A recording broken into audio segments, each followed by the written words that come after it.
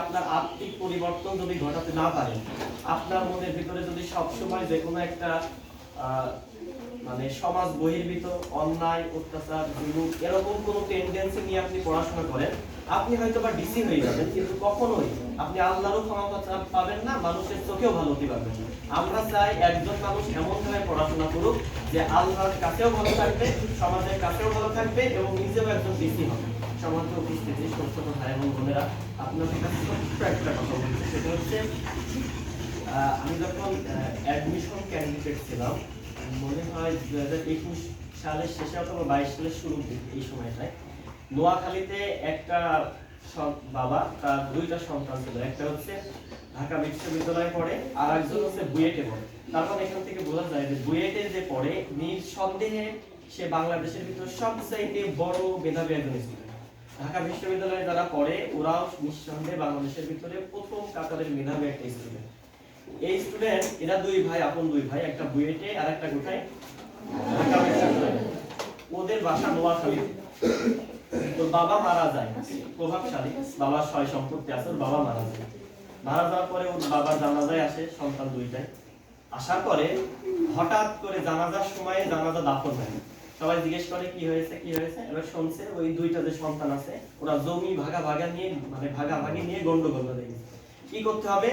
ওই সন্তান বলছে যে আমার বাপের যে জমি, এই জমি যদি আমাকে দুই ভাইয়ের ভিতরে আবার মানে মাটি দেওয়ার আগেই যদি বুঝিয়ে না দেওয়া হয়, আমার বাপকে আমি কবরে রাখবো। আচ্ছা বলেন তো, একটা পশু কোনোদিন এরকম কাজ করতে পারে? তাহলে কেন কত বাংলাদেশের সবচেয়ে বেশি মেধাবী স্টুডেন্ট আপনার মতো তো নয়। ডাউকি গ্রামে একজন বুয়েটের স্টুডেন্ট খুঁজে পাবেন না আপনি। ইভেন আমার মনে হয় উপজেলাতে বুয়েটের স্টুডেন্ট 1 থেকে 2 জন পাওয়া যাবে, স্যার 2-3টা পাওয়া যাবে।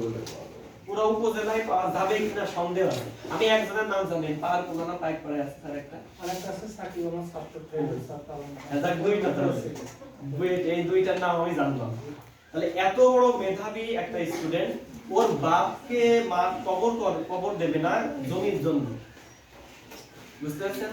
ঢাকা বিশ্ববিদ্যালয়ের একটা স্টুডেন্টের সাথে বুয়েটের স্টুডেন্ট আপন ভাই মারামারি করে যদি না দেয় বাপকে মাটি, তাহলে পরে বোঝা যায় যে এই শিক্ষা শুধু শিক্ষায় মিলে আমাদেরকে শিক্ষা দিতে পারে না। এই শিক্ষা আপনাকে তখন শিক্ষা দেবে যখন আপনার এই শিক্ষার ভিতরে সবসময় ভয় থাকবে যে না, এই শিক্ষা দিয়ে আমি আমার নিজের ক্যারিয়ার ডেভেলপ করব, আমার যে স্যার, এই স্যারদের মুখ উজ্জ্বল হবে, আমার যে বাবা মা, আমার এই বাবা মা আমার দ্বারা সম্মান পাবে। এইটাকে সামনে রেখে আপনাদেরকে আমরা এই পুরস্কার বিতরণ অনুষ্ঠানটা নিয়েছি। হয়তো বা সবাই পুরস্কার পাবে না, পরবর্তীতে আমরা কুইজ প্রতিযোগিতার মাধ্যমে আপনাদেরকে পুরস্কৃত করব। তবে এক সর্বশেষ যে কথাটি বলতে চাই সেটা হচ্ছে পড়াশোনার পাশাপাশি যদি আপনার নৈতিকতার সমন্বয় আপনি ঘটাতে না পারেন, বিশ্বাস করেন জীবনের কোনো না কোনো এক সময় যে জীবনে এমন আফসোস করবে হয়তো বেঁচে থাকতে আপনি মারা যাবেন।